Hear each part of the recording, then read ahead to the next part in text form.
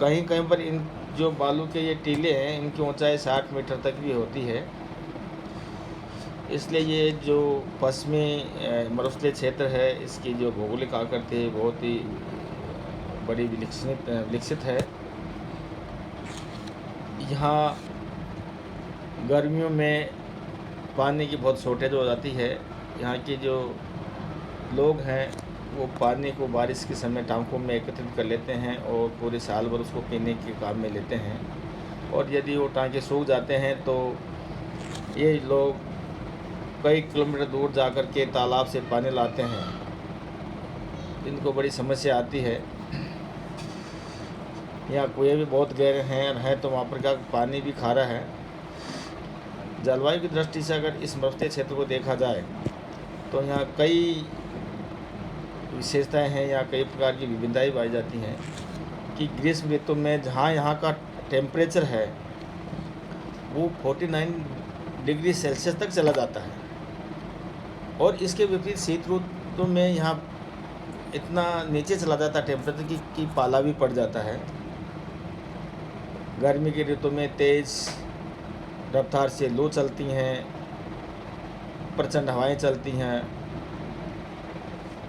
और यहाँ पर वर्षा की दृष्टि से देखें हैं तो यहाँ औसत वार्षिक वर्षा है 10 सेंटीमीटर से लेकर के 25 सेंटीमीटर के आसपास होती है। इसलिए क्या यहाँ हमेशा वर्षा कम होने के कारण लगभग हर दूसरे तीसरे साल यहाँ के अकाल पड़ जाते हैं। यहाँ के जो पशुपालक हैं अपने पशुओं को, ऊँटों को, भेड़ बकरियों को लेकर के, और ये गर्मी की ऋतु प्रारंभ होने से ही ये अपने पशुओं को लेकर के और मैदानी उत्तर भारत के मैदान के क्षेत्र की ओर चले जाते हैं। तो ये चारे और पानी की तलाश में वहाँ निकल जाते हैं, और जब वर्षा होती तो वो अपने पशुओं को वापस लेकर के अपने स्थान पर या अपने घर पर वापस आ जाते हैं। यहाँ इस क्षेत्र में मात्र एक खरीफ की फसल ही होती है,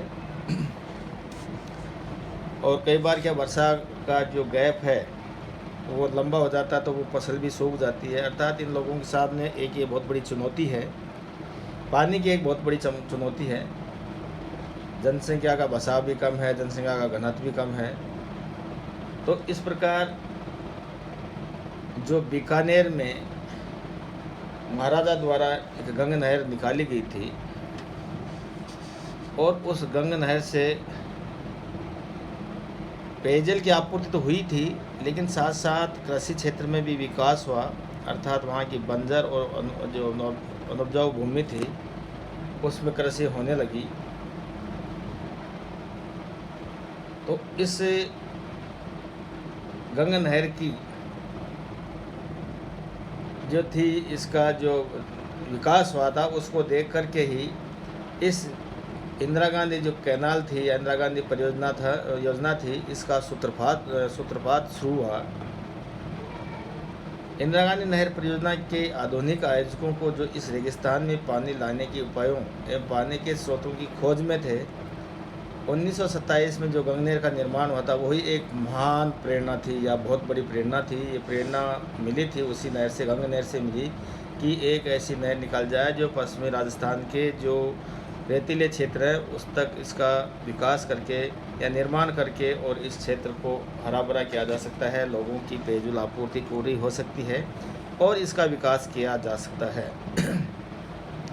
इसलिए इंदिरा गांधी नहर का जो सुझाव था, सर्वप्रथम तत्कालीन बीकानेर राज्य के सिंचाई इंजीनियर श्री कंवर सेन ने सन 1948 में भारत सरकार के समक्ष एक प्रतिवेदन प्रस्तुत करके किया। उन्होंने एक प्रतिवेदन प्रस्तुत किया था 1948 में, इस नहर का था कि एक ऐसी नहर निकाल जाए जिससे इस मरुस्थलीय क्षेत्र की काया पलट हो सकती है, जिसमें सुझाव दिया गया कि राजस्थान के विकास के लिए सतलज नदी पर स्थित हरिके बांध से नहरें निकालने के और इंदिरा गांधी नहर बनाने अर्थात राजस्थान नहर बनाने का काम नांगल परियोजना के निर्माण की परिकल्पना 1988 में हो गई थी। ये शुरुआत में शुरू हो गई थी। भारत सरकार ने आवश्यक जांच करके इस नहर के निर्माण का निर्णय लिया। इस दिशा में प्रथम कदम के रूप में सतलज ब्यास नदियों के संगम पर पंजाब में फिरोजपुर के निकट हरिके बैराज का निर्माण सन 1952 में कराया गया, ताकि उससे इंदिरा नहर के उद्गम की व्यवस्था की जा सके। और उसी से इंदिरा गांधी इस नहर का जो उद्गम था उसकी व्यवस्था की गई।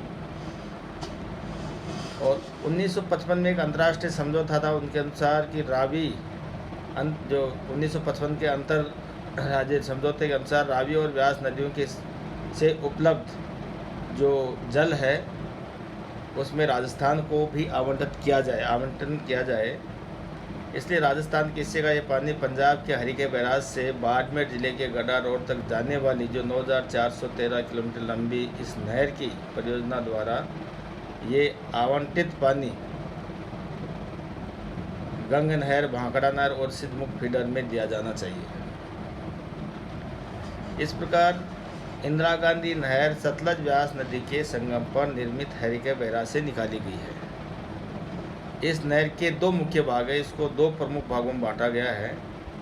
पहला जो भाग था कि उसका नाम है राजस्थान फीडर, और दूसरा जो भाग था उसका नाम था मुख्य नहर, मेन कैनाल है। राजस्थान फीडर की कुल लंबाई है 204 किलोमीटर है। ये 169 किलोमीटर पंजाब और हरियाणा में और शेष 35 किलोमीटर राजस्थान के ये गंगानगर ज़िले में है, जहाँ ये मसीता वाली जो हेड है वहाँ तक इसका फैला हुआ है राजस्थान में, या यहाँ तक 35 किलोमीटर यहाँ तक दूरी होती है। ये नहर जलापूर्ति का कार्य करती है और इसके पानी का उपयोग कहीं भी किया जा सकता है। 204 किलोमीटर लंबी राजस्थान फीडर के कार्य को शीघ्र पूरा कर और 6 सितंबर 1961 को इसमें जल प्रभावित कर दिया गया था। दूसरा जो भाग था इंदिरा गांधी मुख्य नहर, जो फीडर के अंतिम सिरे से प्रारंभ होती है ये, और इसकी पहले लंबाई थी 445 किलोमीटर जो रामगढ़ तक थी जैसलमेर के, लेकिन ये बढ़ा करके और बाड़मेर के गड्ढा रोड तक कर दी गई, और इसकी कुल लंबाई है 649 किलोमीटर। अर्थात लंबाई की दृष्टि से ये सिंचाई परियोजना है जो विश्व की बड़ी परियोजनाओं में इसकी गिनती होती है। अब इसके निर्माण की तरफ ध्यान दें, इसका निर्माण के बारे में बताएं तो प्रथम चरण था। प्रथम चरण में 204 किलोमीटर की राजस्थान फीडर नहर जो गंगानगर जिले के मसीता वाली हेड के अगले छोर तक था, और फीडर के अंतिम छोर से ही इंदिरा गांधी मुख्य नहर निकाली गई है, जो ये बीकानेर के पूगल के पास 20 किलोमीटर दूर सतासर गांव के पास में इसकी 189 किलोमीटर लंबाई है।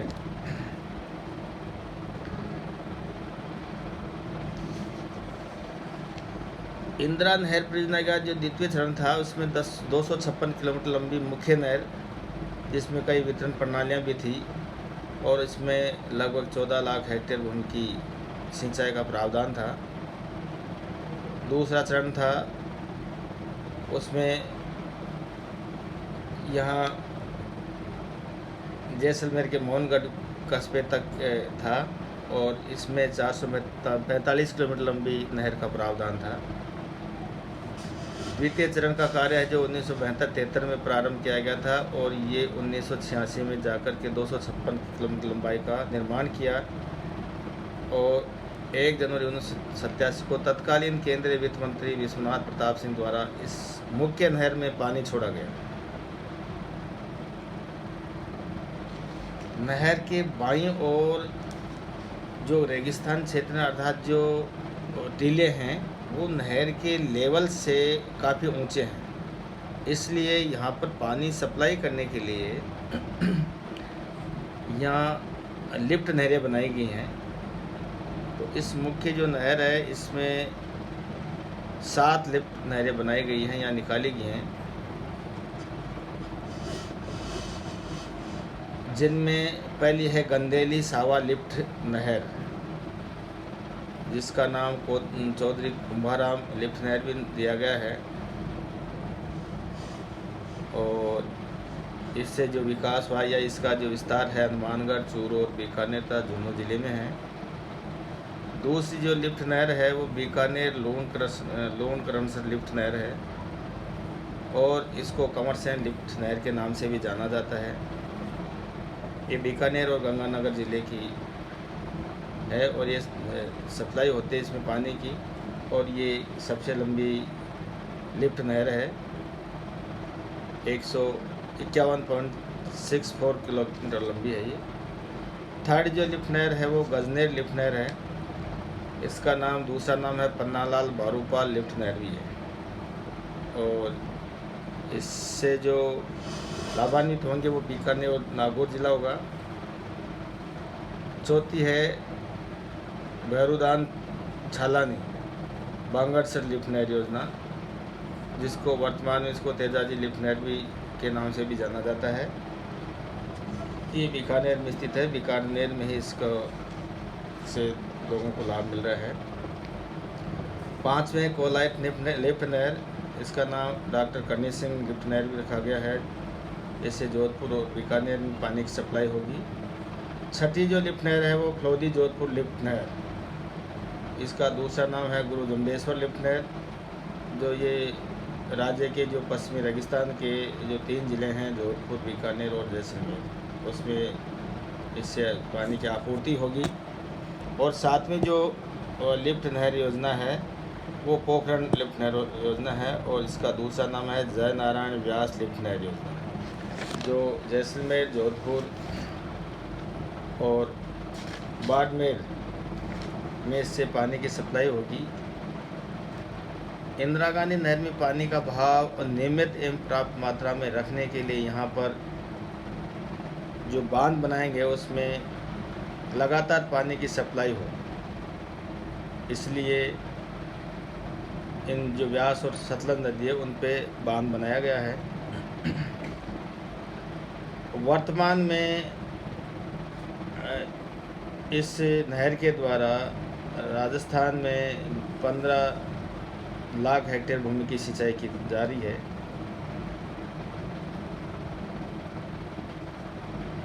अब इस नहर परियोजना का मूल्यांकन करें या इसका यहाँ के जनजीवन के लिए क्या लाभ है, क्या विकास हुआ, देश के आर्थिक विकास में इसका क्या योगदान होगा, तो इसके संदर्भ में चर्चा करते हैं। तो सबसे पहले है कि इस क्षेत्र में जो पश्चिमी राजस्थान का पश्चिमी भाग था या भारत का जो पश्चिमी मरुस्थलीय क्षेत्र है, थार मरुस्थल है, उसमें पेयजल की आपूर्ति सबसे मुख्य कारण है। और पेयजल के साथ साथ है कि सिंचाई क्षेत्र में भी लाभ है। वर्तमान में यहाँ 15 लाख हेक्टेयर भूमि की सिंचाई की जाती है और लोगों को पेयजल आपूर्ति की जा रही है। दूसरा है कि इस नहर के बनने के बाद यहाँ के जो कृषि उपज है उसमें भी वृद्धि हुई है। यहाँ लगभग है 25 लाख टन के आसपास खाद्यान्नों का उत्पादन होता है। वहीं 1.5 से लेकर के और 2 लाख गांठों का कपास का उत्पादन भी होता है। तीसरा मुख्य कारण है कि इस नहर के बनने के बाद में रेगिस्तान में के प्रसार में भी रुकावट है, या अर्थात रेगिस्तान का प्रसार भी रुका है या बंद हुआ है या उससे कम हुआ है। राजस्थान का जो थार का रेगिस्तान है वो रेंगता हुआ आगे की ओर अग्रसर है। वह सिंचित क्षेत्र बढ़ जाने से यह आगे नहीं बढ़ सका। नहर के बन जाने से आगे बढ़ने से इसमें रुकावट आ गई, अर्थात आगे नहीं बढ़ रहा है। तो मरुभूमि के विस्तार को रोकने के लिए काज जोधपुर में वृक्षों की पंक्तियां लगाकर इससे प्रभावी उपाय की उपयुक्तता सिद्ध कर दी गई है। इसके बाद में दूसरा इसका जो लाभ है वो है जल की सुलभता। हाँ, तो इसमें पीने के पानी की जल की सुविधा है और सिंचाई के लिए भी खूब पर्याप्त मात्रा में मिल रहा है और औद्योगिक क्षेत्रों में भी काम आ रहा है। पांचवा पॉइंट है इसका कि अकाल फिरो, कि इस नहर के बनने के बाद में जो खाद्यान्नों के उत्पादन में वृद्धि हुई है, तो जहाँ यहाँ हर 2 से तीसरे साल में अकाल पड़ जाता था, तो इस नहर के बनने के उपरांत यहाँ अकाल पड़ने की संभावना बहुत कम हो गई है, अर्थात इसने अकाल से मुक्ति दिला दी है। अगला पॉइंट है इसके विकास से क्या है, यहाँ विद्युत उत्पादन भी हुआ है। बहते हुए जल पर क्या है